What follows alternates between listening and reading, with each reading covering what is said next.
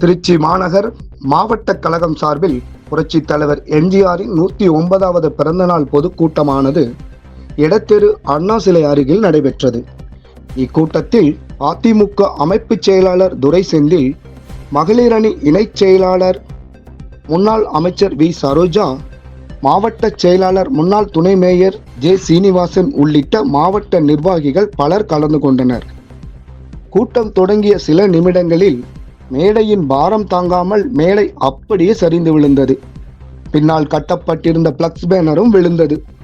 சற்றும் எதிர்பாராமல் மேடை சரிந்து விழுந்ததால் அப்பகுதியில் சிறிது நேரம் பரபரப்பு ஏற்பட்டது. அதிர்ஷ்டவசமாக மேடையில் இருந்த அதிமுகவினருக்கு எந்த பாதிப்பும் ஏற்படவில்லை. சரிந்து விழுந்த அதே மேடையில் அமர்ந்து கூட்டம் தொடர்ந்து நடைபெற்றது.